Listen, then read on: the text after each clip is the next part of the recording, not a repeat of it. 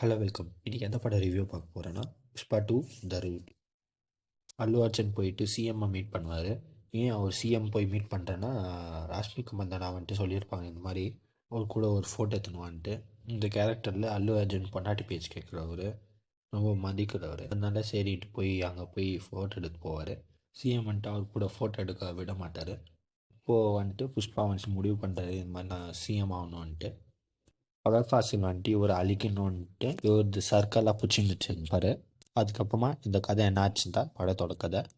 அல்லு Arjun performance அப்புறமா dance பார்த்தீங்கன்னா இந்த படத்தோட ஒரு ஸ்ட்ராங்கே சொல்லலாம். ஏன்னா அவ்வளோ நல்லா பர்ஃபார்மன்ஸ் எல்லாம் பண்ணியிருக்கிறாரு, டான்ஸ் ரொம்ப நல்லா பண்ணியிருக்கிறாரு.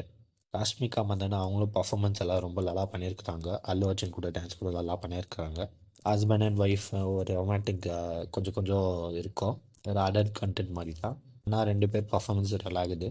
சினிமாட்டோகிராஃபி பார்த்தீங்கன்னா ரொம்ப நல்லா பண்ணியிருக்காங்க இந்த படத்தில். விஎஃப்எக்ஸ் ஓகே சொல்லலாம். ஏன்னா கொஞ்சம் சில சீன்ஸ் எல்லாம் அவ்வளோ நல்லா வரல விஎஃப்எக்ஸு. இந்த படத்தில் சாங்ஸ் எல்லாம் ரொம்ப நல்லா பண்ணியிருந்தாரு. பிஜிஎம்மும் நல்லா தான் இருந்துச்சு. பிஜிஎம் ஒர்க் பண்ணியது வந்துட்டு சாம் சிஎஸ். ஃபகத் ஃபாசில் கேரக்டர் பார்த்திங்கன்னா அவ்வளோ க்ளீனாக எழுதலைன்னு நினைக்கிறேன் நான். ஏன்னா அவரை நல்லா காமிச்சு எல்லா வில்லேஜமெல்லாம் நல்லா பண்ணியிருந்துக்கலாம். ஆனால் இவங்க வந்துட்டு கொல்பி வச்சுருக்குறாங்க அவர் கேரக்டரை. ஏன்னா அவரும் நல்ல ஒரு பர்ஃபார்மர் தான், அவரோட ஆக்டிங்கெல்லாம் அவ்வளோ நல்லாயிருக்கும். ஆனால் இதில் வந்துட்டு கெடுத்து வச்சுருக்குறாங்க.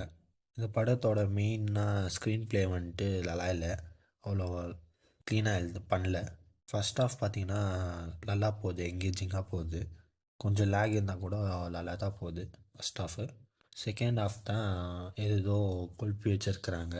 அதே மாதிரி ஃபஸ்ட் ஆஃப் மாதிரி செகண்ட் ஆஃப் எடுத்துன்னு போயிருந்தால் நல்லா இருந்திருக்கும். மாஸு ஸ்டண்ட்டு காமெடி எல்லாமே நல்லா இருந்துச்சு ஃபஸ்ட் ஹாஃபில். ஏன் செகண்ட் ஹாஃப் நல்லா இல்லைன்னு சொல்கிறேன்னா, கிளைமேக்ஸில் ஒரு மாதிரி அது என்னன்னு சொல்கிறதுன்னு தெரியல, ஆனால் சொதுப்பி வச்சுக்கிறாங்க நல்லா தெரியுது.